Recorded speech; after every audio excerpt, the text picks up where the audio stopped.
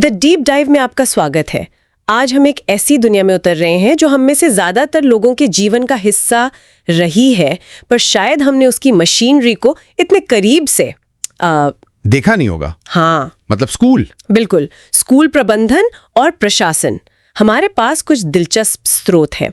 एक YouTube व्याख्यान है जो सिद्धांतों की बात करता है। हाँ। फिर कुछ काफी विस्तृत सरकारी दस्तावेज और गाइड है। हाँ, वो नियम कायदे वाले। हाँ, जिनमें नियमों और कर्तव्यों का ब्यौरा है, और कुछ अकादमिक लेख भी हैं जो माहौल और दृष्टिकोण पर रोशनी डालते हैं। अच्छा। तो आज का हमारा इरादा है इन स्रोतों से ये समझना कि एक स्कूल को सिर्फ चलाने नहीं बल्कि प्रभावी ढंग से चलाने के पीछे कौन से सिद्धांत, विचार और रोजमर्रा के काम होते हैं। ठीक है, चलिए इसे खोलते हैं। बिल्कुल।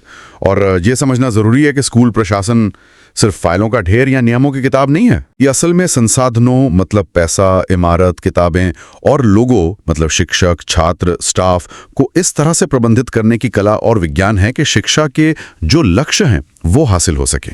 कला और विज्ञान दोनों? हाँ, दोनों। यहाँ दिलचस्प बात यह है कि हमें इन स्रोतों में दोनों पहलू देखने को मिलते हैं। एक तरफ मजबूत सैद्धांतिक नींव और दूसरी तरफ जमीनी हकीकत, जहाँ एक प्रिंसिपल या हेडमास्टर को रोज न जाने कितने छोटे बड़े काम करने होते हैं। हाँ, वो लिस्ट तो काफी लंबी थी। बिल्कुल। तो चलिए पहले उन सैद्धांतिक नींव की बात करते हैं। शैक्षिक प्रशासन या एजुकेशनल एडमिनिस्ट्रेशन आखिर है क्या? हमारे YouTube स्रोत ने इसे काफी सरल तरीके से समझाया है। उपलब्ध संसाधनों का बेहतरीन इस्तेमाल करके शैक्षिक कार्यक्रमों में कामयाबी हासिल करना। हाँ, बिल्कुल सीधा सा। सुनने में सीधा लगता है, पर इसके पीछे कई सोच और मॉडल काम करते हैं। हाँ, YouTube स्रोत 4 प्रमुख मॉडलों का जिक्र करता है। Classical organization theory, okay, critical educational administration theory, human relations approach और पोस्ट बिहेवियरल साइंस अप्रोच। कई सारे। हाँ, आज हम क्लासिकल ऑर्गेनाइजेशन थ्योरी पर थोड़ी गहराई से बात करेंगे, क्योंकि हमारे स्रोत इसी पर ज्यादा जानकारी देते हैं।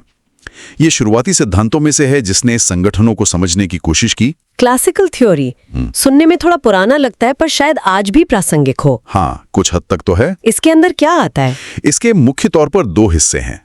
पहला है वैज्ञानिक प्रबंधन, साइंटिफिक मैनेजमेंट। अच्छा, F.W. टेलर इसके बड़े प्रस्तावक थे। इसका सारा ध्यान काम की दक्षता मतलब एफिशिएंसी बढ़ाने पर था। एफिशिएंसी। हाँ, काम को छोटे छोटे हिस्सों में बांटना, हर काम करने का एक सबसे अच्छा तरीका ढूंढना और कर्मचारियों को उसी तरीके से प्रशिक्षित करना। बिल्कुल मशीनी तरीके से। हाँ, एक तरह से। YouTube स्रोत बताता है कि इसमें प्रबंधकों का काम योजना बनाना, संगठित करना और प्रदर्शन के मानक तय करना था। समय, लागत, अच्छा मतलब एफिशिएंसी पर पूरा जोर। हाँ, बिल्कुल, एफिशिएंसी ही सब कुछ थी उस वक्त। गुणवत्ता, एकरूपता, ये सब। ये एक तरह से काम को एक मशीन की तरह देखने जैसा था, जिसे ज्यादा से ज्यादा कुशल बनाया जा सके। कार्यात्मक पर्यवेक्षण, फंक्शनल सुपरवाइजिंग का विचार भी इसी से जुड़ा है। मतलब हर वर्कर को उसके काम के अलग अलग पहलुओं के लिए अलग अलग सुपरवाइजर निर्देश देते थे। बाप रे, इतने सुपरवाइजर! हाँ, मतलब काम को बिल्कुल बारीक लेवल पर कंट्रोल करना। यानी हर चीज नपी तुली, व्यवस्थित। क्या ये स्कूलों जैसी जगहों के लिए थोड़ा ज्यादा मशीनी नहीं लगता? ये एक जायज सवाल है, बिल्कुल। और शायद इसीलिए क्लासिकल थ्योरी की दूसरी शाखा प्रशासनिक प्रबंधन, एडमिनिस्ट्रेटिव मैनेजमेंट सामने आई।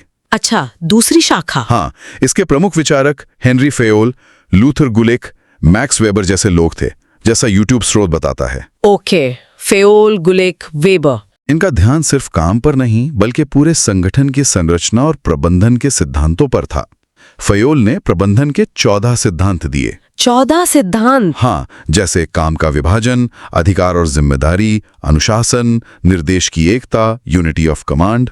गुलिक ने प्रबंधन के कार्यों को POSDCORB एक एक्रोनिम दिया। POSDCORB, हाँ, ये क्या है? Planning, organizing, staffing, directing, coordinating, reporting, budgeting. मतलब मैनेजमेंट के सारे काम। अच्छा, सारे फंक्शंस। हाँ, और वेबर ने नौकरशाही का आदर्श मॉडल दिया जिसमें स्पष्ट नियम, पदोसोपान और अव्यक्तिक संबंध हो। ये संगठन को एक पूरी इकाई के रूप में देखता था। तो एक तरफ काम की बारीकी, दूसरी तरफ पूरे संगठन का ढांचा, लेकिन इसमें इंसान कहाँ है? बिल्कुल सही सवाल। यहीं पर शायद मैकग्रेगर की थ्योरी एक्स और वाई तस्वीर में आती है, जो हमारे थ्योरीज पुस्तक स्रोत में दी गई हैं। हाँ बिल्कुल, ये क्लासिकल विचारों से काफी अलग लगती हैं, शायद ह्यूमन रिलेशंस दृष्टिकोण के ज्यादा करीब। यहाँ ये वास्तव में दिलचस्प हो जाता है। हाँ, थ्योरी एक्स कहती है कि लोग मूल रूप से आलसी होते हैं, जिम्मेदारी से बचते हैं और उन्हें काम करवाने के लिए डंडे या गाजर की जरूरत होती है, मतलब सजा या इनाम। हाँ, ये तो काफी निराशावादी नजरिया है। बिल्कुल। थ्योरी एक्स एक तरह से निरंकुश ऑटोक्रेटिक मैनेजमेंट स्टाइल को सही ठहराती है, जहां मैनेजर का काम सख्त नियंत्रण रखना है, डरावना है थोड़ा। हाँ, लेकिन मैकग्रेगर ने इसके विपरीत थ्योरी वाई भी पेश की, जो कहीं ज्यादा आशावादी है। अच्छा, थ्योरी वाई। हाँ, थ्योरीज पुस्तक स्रोत के मुताबिक थ्योरी वाई मानती है कि पहला, काम करना उतना ही स्वाभाविक है जितना खेलना या आराम करना। लोग काम से नफरत नहीं करते। अच्छा, ये तो बिल्कुल अलग बात है। हाँ। दूसरा, अगर लोग किसी लक्ष्य के प्रति प्रतिबद्ध हों तो वे खुद ही दिशा और नियंत्रण तय कर सकते हैं।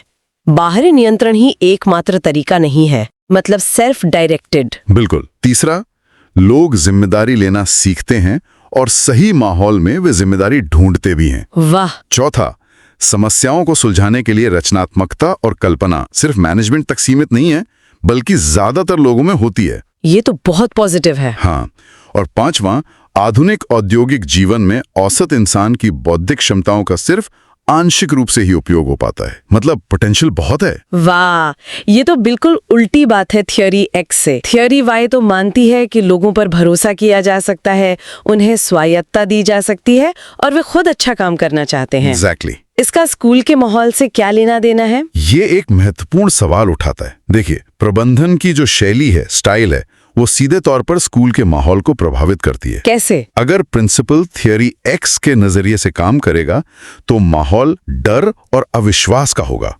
शिक्षक शायद सिर्फ नियमों का पालन करेंगे, कोई नई पहल करने से हिचकिचाएंगे। हाँ, बस अपना काम करो और घर जाओ। बिल्कुल।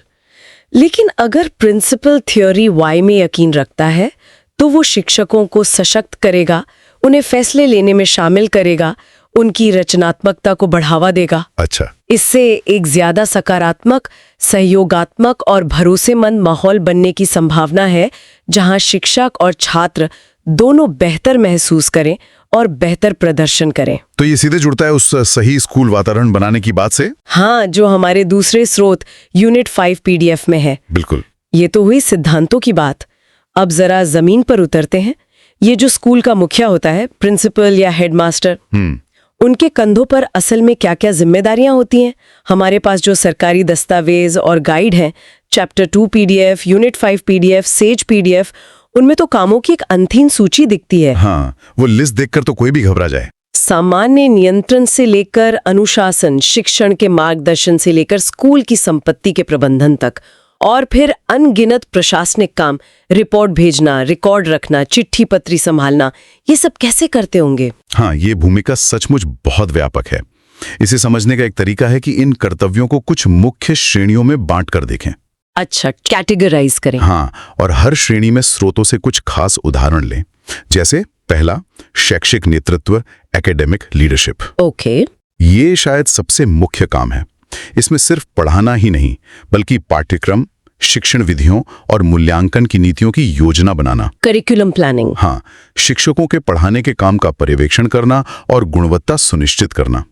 परीक्षाएं मासिक, त्रैमासिक, वार्षिक आयोजित करवाना। एग्जाम्स। टाइम टेबल को प्रभावी बनाना, सही पाठ्यपुस्तकों का चयन करना और सबसे जरूरी शिक्षकों के पेशेवर विकास, मतलब प्रोफेशनल डेवलपमेंट में मदद करना। टीचर्स की ट्रेनिंग भी। हाँ, बिल्कुल। एक दिलचस्प बात चैप्टर 2 PDF में ये है कि प्रिंसिपल को खुद भी हफ्ते में कम से कम 6 पीरियड और हेडमास्टर को 8 पीरियड पढ़ाने होते हैं। अरे वाह, मतलब वो खुद भी पढ़ाते हैं? हाँ, ताकि एकेडमिक जड़ों से जुड़े रहें। मतलब वो सिर्फ मैनेजर नहीं, बल्कि लीड टीचर भी हैं। बिल्कुल।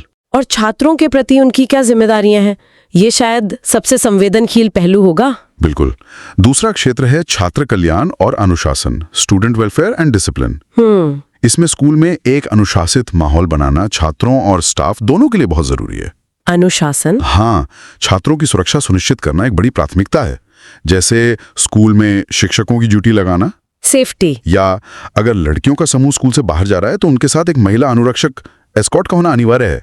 ये चैप्टर 2 और सैज दोनों में है। ये जरूरी नियम है। हाँ, कई चीजों पर सख्त पाबंदी है, जैसे शारीरिक दंड, रैगिंग, तंबाकू का सेवन और कक्षाओं में मोबाइल फोन का इस्तेमाल। मोबाइल फोन भी बैन। हाँ, क्लासरूम में तो बिल्कुल। उपस्थिति पर नजर रखना, स्कूल छोड़ने वाले मतलब ड्रॉप आउट्स बच्चों के मामलों को देखना। ड्रॉप आउट्स एक बड़ी समस्या है। बिल्कुल। स्कूल में साफ सफाई और स्वास्थ्य का ध्यान रखना, नैतिक शिक्षा पर जोर देना और हर छात्र का विस्तृत रिकॉर्ड रखना भी इसी में आता है। Record keeping. हाँ, यूनिट 5 पीडीएफ में संचयी रिकॉर्ड कार्ड सीआरसी और सतत और व्यापक मूल्यांकन सीसीई का जिक्र है। ये छात्र की पूरी प्रगति का लेखा जोखा रखते हैं। इन्हें मेंटेन करना भी हेड की जिम्मेदारी है। सीसी, हाँ सुना इसके बारे में जी। सुरक्षा और अनुशासन पर इतना जोर शायद आज के जमाने में और भी जरूरी हो गया है। बिल्कुल। और शिक्षकों के प्रबंधन का क्या? ये भी आसान नहीं होता होगा। नहीं, बिल्कुल नहीं। तीसरा है स्टाफ प्रबंधन। Staff management. प्रिंसिपल या हेडमास्टर को अपने स्टाफ के काम का पर्यवेक्षण करना होता है। उन्हें अलग अलग जिम्मेदारियां सौंपनी होती हैं। पढ़ाने के काम के अलावा प्रशासनिक और सह पाठ्यक्रम गतिविधियां भी। Extra curricular activities. हाँ, हर शिक्षक की सर्विस बुक को संभाल कर रखना, उनकी छुट्टियों, प्रमोशन, ट्रांसफर के मामलों को देखना। ओए हो, काफी एडमिन काम है ये तो। हाँ, ये सुनिश्चित करना कि नई भर्तियां निष्पक्ष तरीके से हो। अगर कोई हितों का टकराव मतलब कॉन्फ्लिक्ट ऑफ इंटरेस्ट हो तो उसे संभालना, और दुर्भाग्य से अगर कोई कदाचार, मिसकंडक्ट का मामला हो तो उससे भी निपटना। मुश्किल काम है। हाँ, ये एक तरह से एचआर मैनेजर की भूमिका भी है। यानी एकेडमिक लीडर, छात्र कल्याण अधिकारी और एचआर मैनेजर, ये तो कई भूमिकाएं हो गई। हाँ जी। और स्कूल चलाने के रोजमर्रा के काम, बिल्डिंग, पानी, बिजली, वो भी इन्हीं के जिम्मे है। चौथा क्षेत्र है प्रशासन और संचालन, एडमिनिस्ट्रेशन एंड ऑपरेशंस। एडमिनिस्ट्रेशन। इसमें स्कूल की इमारत, फर्नीचर, खेल का मैदान, प्रयोगशाला, लाइब्रेरी, अगर हॉस्टल है तो हॉस्टल, स्टोर, इन सब का रख रखाव और प्रबंधन शामिल है। मेंटेनेंस। हाँ, स्कूल के खातों मतलब अकाउंट्स और रिकॉर्ड्स को दुरुस्त रखना एक बड़ा काम है। हिसाब किताब। बिल्कुल। सरकार और शिक्षा विभाग से लगातार पत्राचार चलता रहता है। रिपोर्ट्स और रिटर्न्स भेजने होते हैं। रिपोर्ट्स? हाँ, वो तो बहुत होंगी। हाँ। स्कूल में जो अलग अलग फंड होते हैं, जैसे छात्र कोष, प्यूपिल्स फंड, उनका सही प्रबंधन करना, पीने के पानी, बिजली, सफाई जैसी बुनियादी सुविधाओं को चालू रखना, बेसिक नीड्स, और समय समय पर आने वाले सरकारी निर्देशों को लागू करना, जैसे प्लास्टिक पर बैन लगाना या पर्यावरण की शपथ दिलाना, सरकारी आदेश या राष्ट्रीय सुरक्षा शिक्षा देना। एक खास बात जो चैप्टर 2 पीडीएफ में दिखी वो है रिपोर्टिंग की सख्त समय सीमाएं, जैसे हर महीने की 7 तारीख तक स्टाफ की खाली जगहों, वैकेंसी पोजीशन की रिपोर्ट भेजना। 7 तारीख तक, बिल्कुल फिक्स। हाँ, ये दिखाता है कि काम कितना नियमबद्ध और समयबद्ध है। वाकई ये सब पढ़कर लगता है कि प्रिंसिपल की कुर्सी पर बैठना फूलों की सेज नहीं है।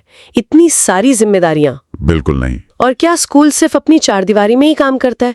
बाहर की दुनिया से भी तो जुड़ना हो तो होगा। निश्चित रूप से। 5वां महत्वपूर्ण पहलू है सामुदायिक जुड़ाव या कम्युनिटी एंगेजमेंट। Community involvement. हाँ, स्कूल समाज का हिस्सा है, इसलिए समुदाय से जुड़ना बहुत जरूरी है। इसमें अभिभावकों के साथ अच्छे संबंध बनाना और उन्हें स्कूल की गतिविधियों में शामिल करना, पेरेंट टीचर मीटिंग्स वगैरह। हाँ, और उससे भी आगे बढ़कर शिक्षा विभाग के अधिकारियों के साथ लगातार संपर्क में रहना और स्कूल प्रबंधन समिति या स्कूल मैनेजमेंट कमेटी एसएमसी, हाँ, जिसमें अभिभावक और समुदाय के लोग भी होते हैं, उसके कामों को सुचारू रूप से चलाना शामिल है। एसएमसी का उद्देश्य ही स्कूल के विकास में समुदाय की भागीदारी सुनिश्चित करना है। मतलब सबको साथ लेकर चलना। बिल्कुल। Indeed.com वाले स्रोत ने बाहरी हितधारकों जैसे व्यापार जगत के नेताओं आदि से जुड़ने की बात भी कही है। अच्छा, बिजनेस लीडर्स से। हाँ, जो स्कूल के लिए संसाधन जुटाने या छात्रों को अवसर दिलाने में मददगार हो सकते हैं। ये तो बहुत ही वाइड रेंज है कामों की। हाँ, जी। ये सब सुनकर तो ऐसा लगता है कि स्कूल प्रमुख को एक सुपर हीरो होना चाहिए। क्या ये सारे नियम और कर्तव्य मिलकर एक सकारात्मक माहौल बनाने में मदद करते हैं या कभी-कभी रुकावट भी बन जाते हैं? आपने थ्योरी वाई और भरोसे की बात की थी। क्या ये विस्तृत नियम कानून उस भरोसे के आड़े आते हैं? ये एक बहुत अच्छा सवाल है और शायद यहीं पर प्रबंधन का असली कौशल दिखता है। अच्छा। देखिए, नियम और संरचना जरूरी हैं, खासकर बड़े संगठनों में जहां निरंतरता और निष्पक्षता चाहिए। हाँ, सिस्टम तो चाहिए। बिल्कुल। लेकिन अगर सिर्फ नियमों पर ही जोर रहेगा तो स्कूल एक बेजान दफ्तर बनकर रह सकता है। हाँ, रोबोटिक। एग्जैक्टली।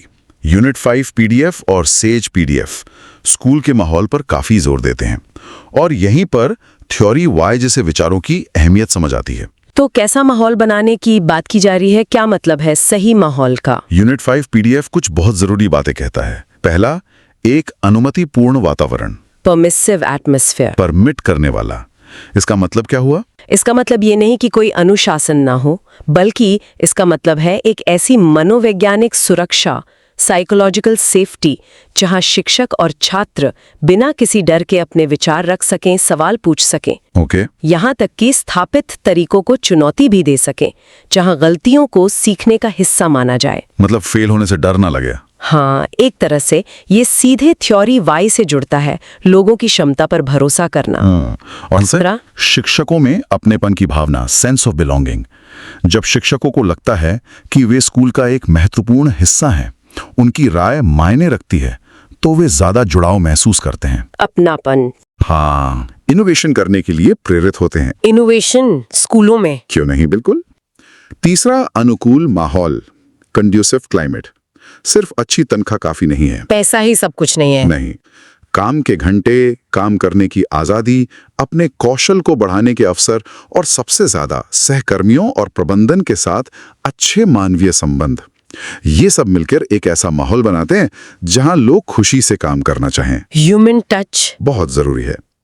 चौथा, लोकतांत्रिक सिद्धांत, डेमोक्रेटिक प्रिंसिपल्स। स्कूल सिर्फ अकादमिक ज्ञान देने की जगह नहीं है, बल्कि छात्रों को भविष्य के जिम्मेदार नागरिक बनाने की भी जगह है।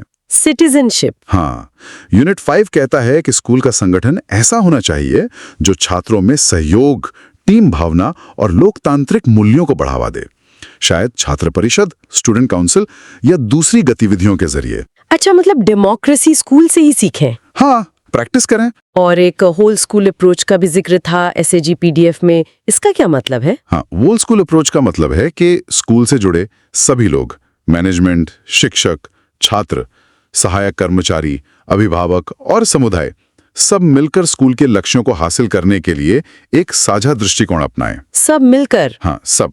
ये किसी एक व्यक्ति या विभाग का काम नहीं है। सेज बताता है कि ये खासकर अनुशासन बनाए रखने, विशेष जरूरतों वाले बच्चों सीएन को समर्थन देने, धमकाने, बुलिंग की घटनाओं को रोकने और स्वास्थ्य संबंधी नीतियां बनाने जैसे मुद्दों पर बहुत कारगर होता है। बुलिंग को रोकने के लिए भी ये तो बहुत जरूरी है। हाँ, इसमें सब मिलकर काम करते हैं, सबकी जिम्मेदारी होती है। ये भी महत्वपूर्ण है कि स्कूल सभी तरह के छात्रों की जरूरतों को समझे। यूनिट 5 और सेज में विशेष स्कूल्स, स्पेशल स्कूल्स और समावेशी शिक्षा, इंक्लूसिव एजुकेशन की बात है। ये क्या है? ये दो अलग अलग तरीके हैं विशेष जरूरतों वाले बच्चों की शिक्षा के लिए।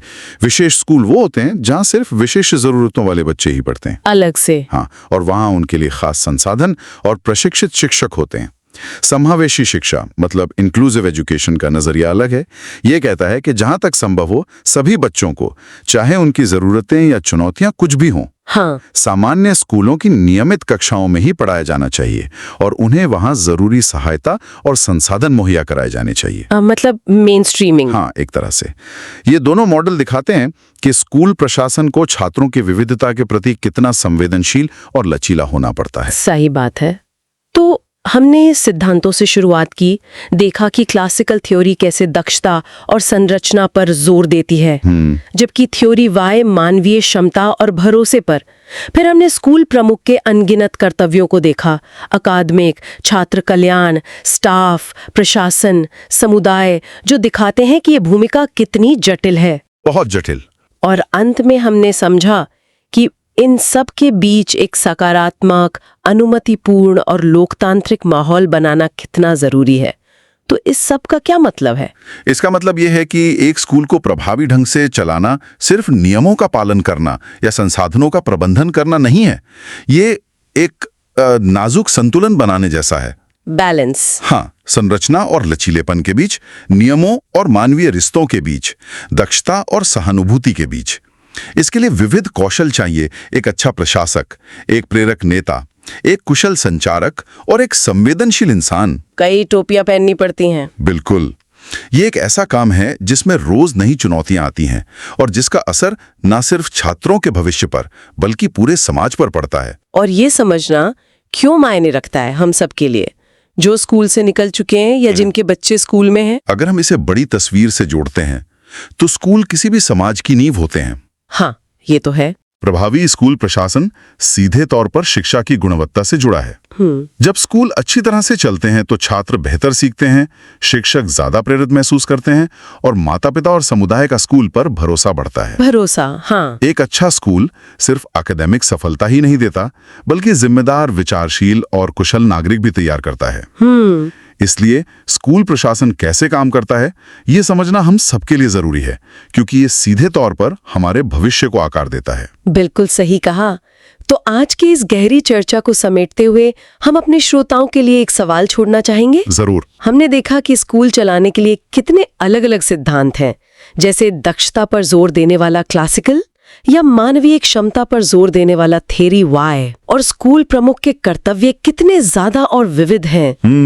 आज के इस बदलते दौर में जहां स्कूलों को नई तकनीक अपनाने की चुनौती है, छात्रों के मानसिक स्वास्थ्य के मुद्दे बढ़ रहे हैं और कक्षाओं में पहले से कहीं ज्यादा विविधता है, इन सब नई जटिलताओं को ध्यान में रखते हुए आपको क्या लगता है कि आज एक स्कूल प्रशासक के लिए वो एक गुण या सिद्धांत कौन सा है जो सबसे ज्यादा महत्वपूर्ण है? बहुत अच्छा सवाल है। इस पर सोचिएगा जरूर।